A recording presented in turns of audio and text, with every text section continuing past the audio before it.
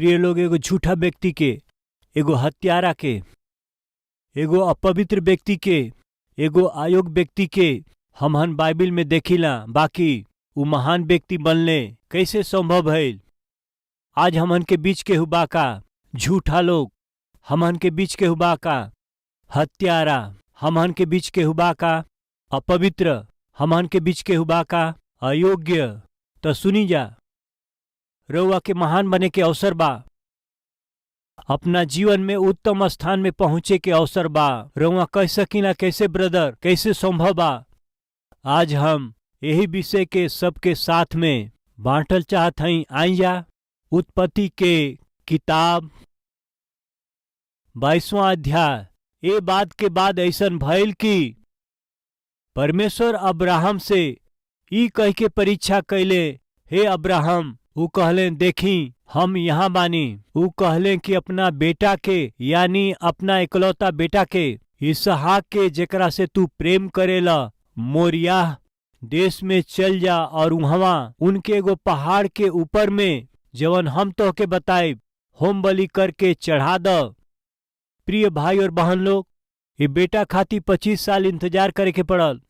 जब अब्राहम 75 साल के रहले, परमेश्वर दर्शन दे करके हम तो के आशीष देब, तोहरा वंश के हम बढ़ा देब, सगरी जाति तोहरा वंश के जरिए आशीष पावे, ऐसन हम करब, ऊंचा करब, समुद्र के बालू के किनका के समान, आकाश के तरई के जैसे वंश के हम तोहरा के देब। अद्भुत वाचा के दिहला से अब्राहम परमेश्वर के हुकुम के अनुसार चलने, संतान देवे के कहले, आशा करके अगले बरिस ही सोचला से संतान होई ना होई।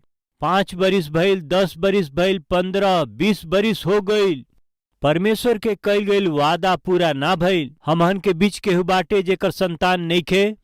परमेश्वर वो के वाचा दिहले, हमें निराश मत होखी। जे वचन देले बा उ विश्वास योग्य बा। संतान देवे के कहलन तो उ संतान दी है, एकरा में कोनो संदेह ना हवे।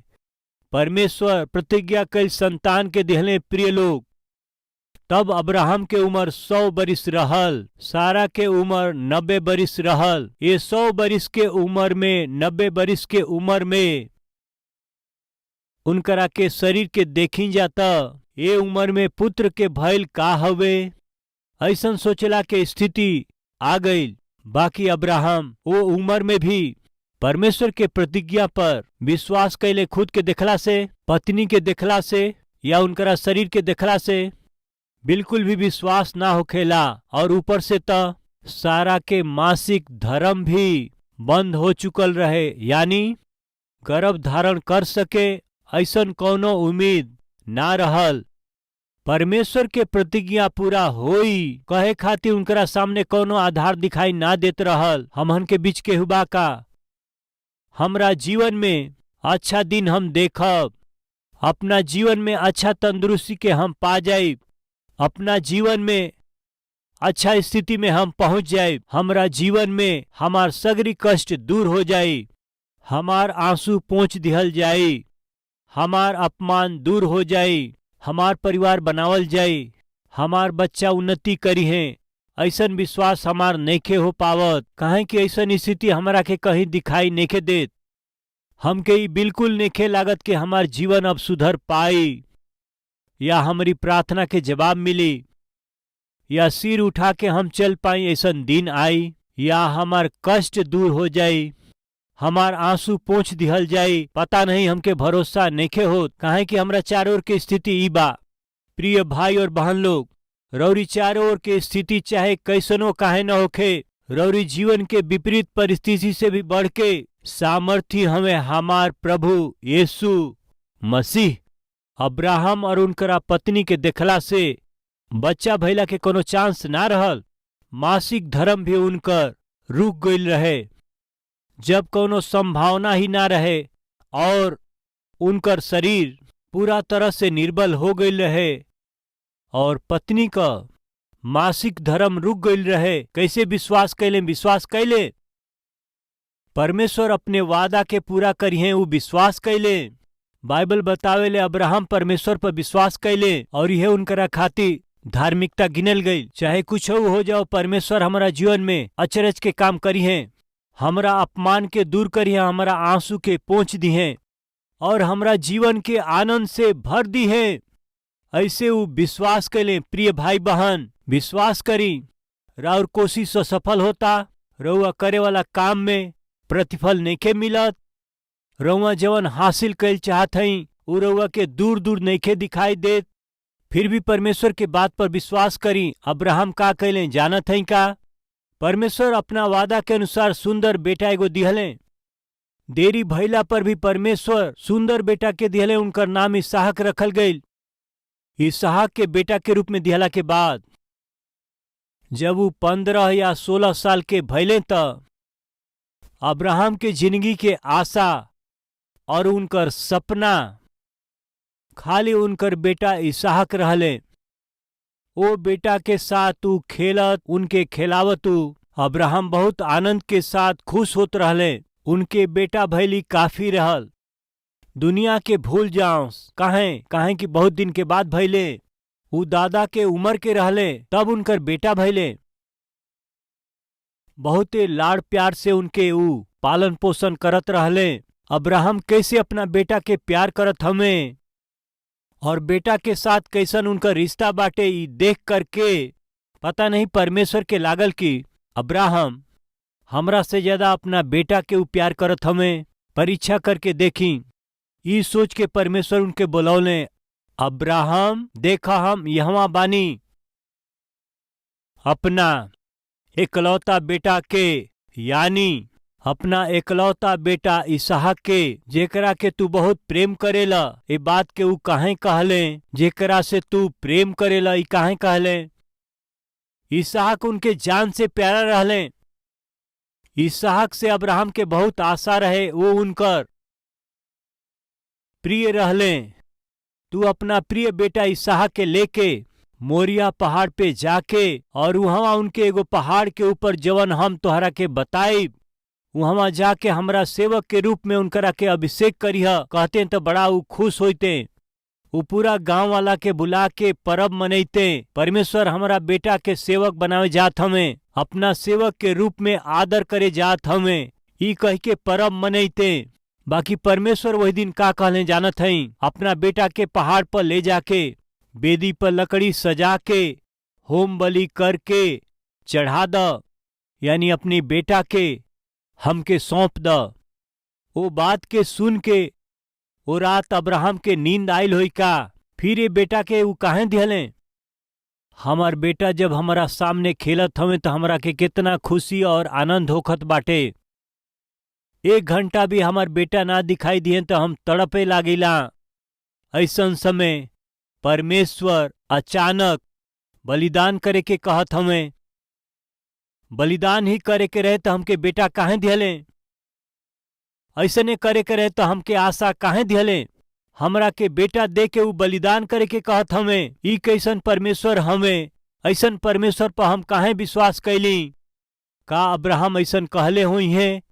एक बार वह सोच के देखी।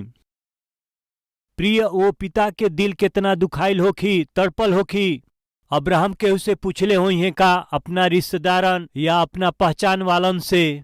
पता नहीं परमेश्वर ही कहले बाणे। का परमेश्वर ऐसन कह सकेलन का? निश्चय ऊ कहले होइतन। हाँ, निश्चय परमेश्वर ना कहले हमें। काहे कि परमेश्वर रउआ के पुत्र दे के वो पुत्र के जरिए सगरी जाति के आशीष दी है कहलन त ए बेटा के होम बलि करके चढ़ाओ। परमेश्वर ऐसन काहे कही है? ई परमेश्वर के आवाज ना होखे। यदि अब्राहम अपना पत्नी के पास जाके तोहरा से कुछ कहे के बा, का कहे के बा? हमरा बेटा के परमेश्वर होम बलि के रूप में चढ़ावे कहत हमें। इहे आखिरी रात ह अपना बेटा के देखला के तू आके उनके देख ल। प्रिय, कई बार डॉक्टर कहेलन तोहार बेटा ना बची हैं, बेटी ना बची हैं, राउर पति ना बची हैं, राउर पत्नी ना बची हैं। आखिरी बार देख लें, दिल टूट जाई न प्रिय लोग। यदि सारा के बतावल जाते बात से सहमत होई है का?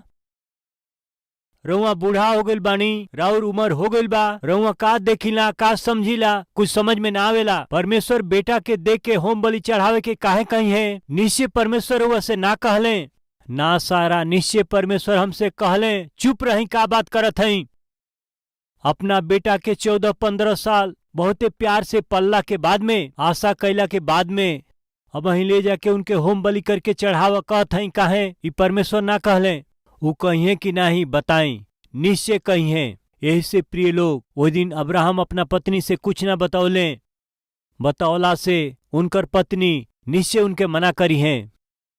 अगर वो स्थान में हम होती तो अपना पत्नी के निश्चय बतैती, काहे कहती जानत हई? वो निश्चित रूप से वो मना कर देती, हमरा बेटा के ऊपर हाथ लगेब तो हम तोहर चेहरा ना देखब, वही समय घर छोड़ के हम चल जाइब, ऐसे कहती। तब रउआ का कहब कि परमेश्वर हम अपना बेटा के दिहल चाहत हई, हमार पत्नी हमके छोड़ के चल जाइए कहत हई। हमार पत्नी बिल्कुल मना करत हई, पहले पत्नी के मनाई तब निश्चय अपना बेटा के लिए आई। ऐसन कहे के रउआ के अवसर मिलित कि नहीं?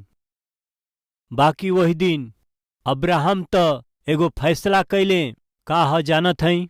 बेटा देवे वाला परमेश्वर हमें और पुत्र के मांगे वाला भी परमेश्वर हमें। जे देले बाटे उनकरा के लिहला के हक और अधिकार उनकरे के बाटे, ना कहे वाला हम के हई। कितना अद्भुत आत्मिकता बा प्रिय। जब अब्राहम अपना बेटा के लेके जात रहले, मोरियाह देश में तू चल जा और वहां एगो पहाड़ के ऊपर जवन हम तोहरा के बताई होम बलि करके चढ़ाव। होम बलि चढ़ाव कहला से 1-2 घंटा यात्रा करके वो पहाड़ पर ना जा सकीला। लगभग 70 किलोमीटर के यात्रा उनके करे के बा। 3 दिन से अधिक समय के यात्रा उनके करे के बा। सुनी जा प्रिय भाई बहन लोग, वो 3 दिनन में अब्राहम के जीवन में सब कुछ मर गई रहे, खाली एगो परमेश्वर के प्रति विश्वास के छोड़ के सब कुछ मर गई रहे। बाकी वो केकरा के थमले रहले, अपना जीवन में के स्थान दिले परमेश्वर के प्रति विश्वास के। वो विश्वास से ही वो लकड़ी के सजा दिले।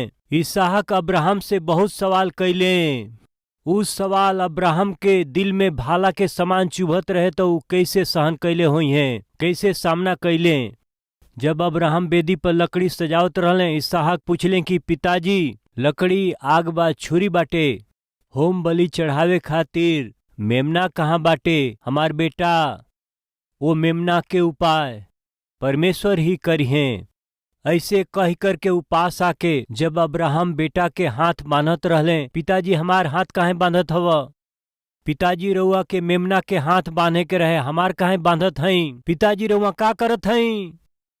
बेटा मेहरबानी से चुप रह, हम जवन करतनी शांत होके ओके देखत रह, हमके मना मत कर। कौन बेटा चुप रही? 14-15 साल के बेटा के ए दिनन में हाथ पकड़ के बंधला से क्यों बेटा शांत रही का? जरा बताई। हाथ बांध दिहले, पैर बांध दिहले, लिया के वो बेटा के होम बलि के रूप में लकड़ी पे रख दिहले, छुरी उठा लिहले और उनके मारे वाला ही रहले। अब्राहम अब्राहम रुक जा। एकरा के देखल जाई आई 16वां वचन से।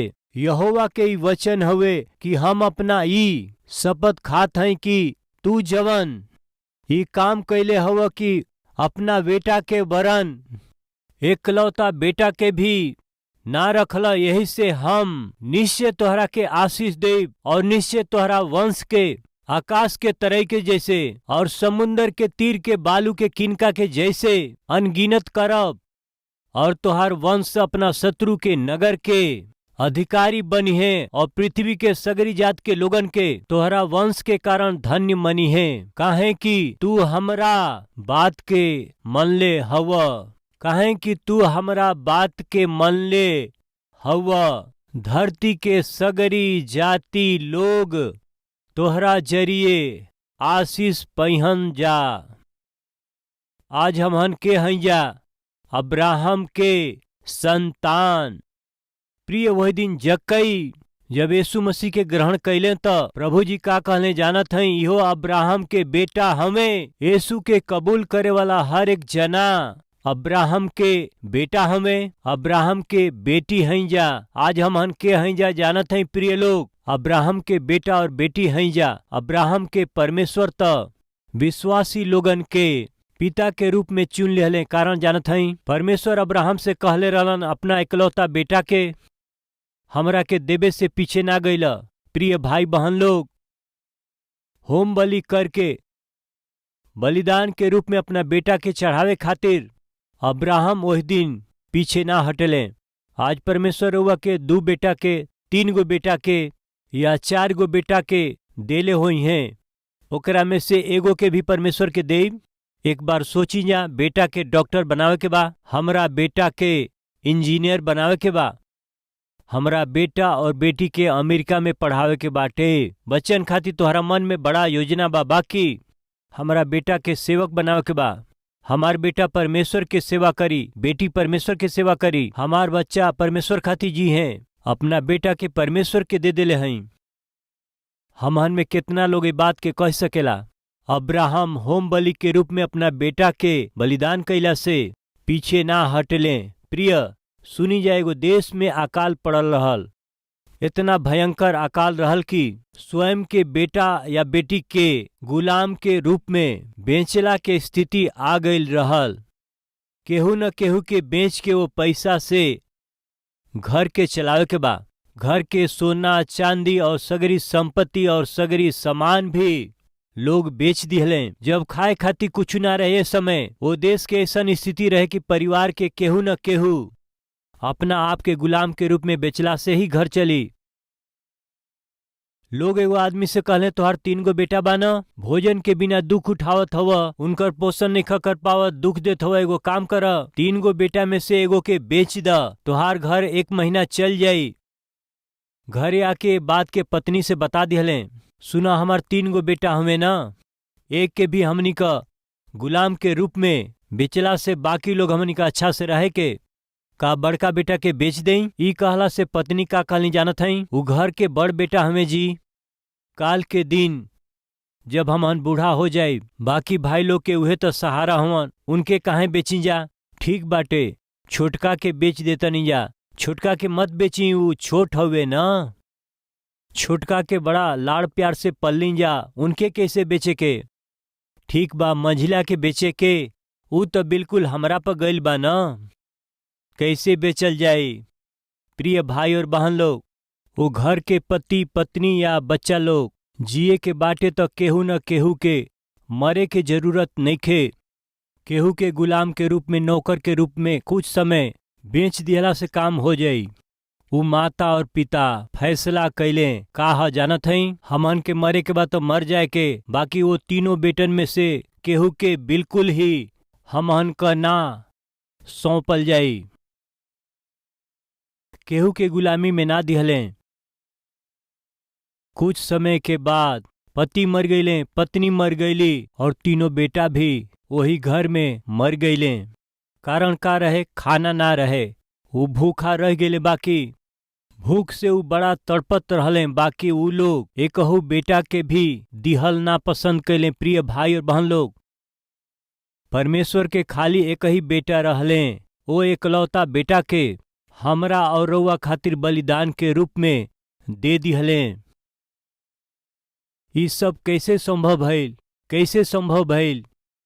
अब्राहम, तू अपना इकलौता बेटा के हमरा के होम बलि करके चढ़ाव कहले रहले। अब्राहम परमेश्वर के कितना प्रेम कैले जानत हई, अपना बेटा से भी बढ़ के प्यार कैले। यही से जब अपना बेटा के लिया के होम बलि चढ़ावे के जब हाथ उठौले, परमेश्वर उनसे कहले कि तू अपना बेटा के हमके होम बलि चढ़ावे खातिर के पीछे ना हटला। यही से हम जान गली कि तू हमरा के बहुत ही प्रेम करेला। यही से अब्राहम, हम तो के कितना आशीष दे कि सारा सृष्टि आश्चर्य करे, इतना हम तोहरा के आशीष दे। परमेश्वर उनके आशीष दिहले कि नहीं बताई। आशीष दिहले प्रिय, परमेश्वर आशीष दिहले। अब्राहम के बेटा हमें इसहाक, इसहाक के बेटा हमें याकूब, याकूब के नया नाम इज़राइल। आज इज़राइल नाम के एगो देश, वो देश इस संसार में बा। वो देश कैसे बनल जानत हई। अब्राहम से परमेश्वर वाचा बनले, हम तो से एगो बड़ा जाति बनाई। भोजपुरी में जाति हवे, बाकी इंग्लिश में नेशन हा। एगो राज्य के हम दे तोहरा नाम से एगो राज्य बनाई, परमेश्वर जैसन कहले कैले। अब्राहम के पोता याकूब के नाम से परमेश्वर एगो देश के बना दिहले। परमेश्वर अपना वाचा के पूरा कैले। प्रिय परमेश्वर अब्राहम के बहुत महान कैले। कौन अब्राहम के? यही अब्राहम के। बाकी यह अब्राहम एक समय में के रहे जानत हई? एगो झूठ बोले वाला के, एगो झूठा आदमी। थोड़ा पीछे देखल जाई, लगभग 20 बरिस या 40 बरिस पीछे देखल जाई त उत्पत्ति 12 अध्याय 7वां पद।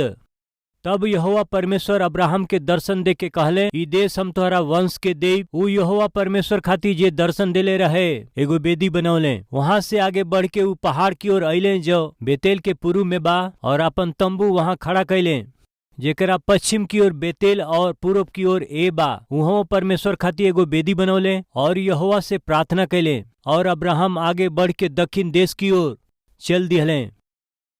उस समय अब्राहम के उम्र लगभग 75 बरिस रहे। अब्राहम जब अपना बेटा के होम बलि करके चढ़ावे खातिर गईले त उस समय इसहाक के उम्र 14 से 16 बरिस तक रहे। ऐसने बाइबल के विद्वान कहेलन। 25 बरस प्लस 15 बरस दोनों मिला के का भइल? 40 बरिस। हमहन 22 अध्याय में जौना घटना के पढ़ली जा, देखली जा, 40 बरिस के बाद में घटल रहे। यानी हमनी का 40 बरस पहले जौन घटना रहे ओके देखला के बाद अभी 40 साल पीछे आ गई जा। 40 बरिस बाद जब अब्राहम के देखे जा तो का समझ में आवेला? अपना बेटा से भी बढ़ के अब्राहम परमेश्वर से प्रेम कैले। परमेश्वर के इतना अधिक आज्ञाकारी रहले कि अपना बेटा के भी होम बलि चढ़ावे खातिर ऊ पीछे ना हटले। इतना अधिक परमेश्वर के प्रति आज्ञाकारी भइले, चाहे कुछ हो जाओ। हमरा जीवन में, हमरा परिवार के जीवन में परमेश्वर की इच्छा पूरा होके के चाहिए। परमेश्वर यस कहिए तो हम यस कहब, ना कहिए तो हम ना कहब। इतना परमेश्वर के अधीन होके पूरा दुनिया खातिर आशीष के कारण भइले।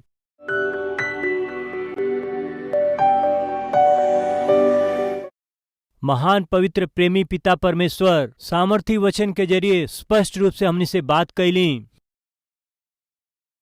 पिता जैसे अब्राहम के रुआ एगो महान व्यक्ति बनौली और एगो श्रेष्ठ धर्मी व्यक्ति उनकरा के बना दिहली। पिता आज ये जे वचन के सुनत हवे, झूठ के, अधर्म के और अन्याय के यदि आधार बना के जियत हो तो उनके माफ करी। हे पिता, जे रौरी नजर में दोषी बाटे ऊ कबो स्थिर हो के उन्नति ना कर पाई हैं। ऊ लोग ये बात के जान के पहचान के अपना आत्मिक जीवन के सुधार करके पश्चाताप करे वाला हर एक जना के रउआ क्षमा करी। पिता, हमनी के मुंह से झूठ नेखे निकले के, हमहन के जीवन में दोष ना लागे के चाही, हमनी के विपत्ति में नेखे पड़े के। पिता राउर आज्ञा मान के रौरी अधीन हो करके रउआ से बहुतायत से प्रेम करके रउआ खातिर जीजा अनुग्रह करी। यीशु के नाम से मांगत हैं पिताजी, आमीन।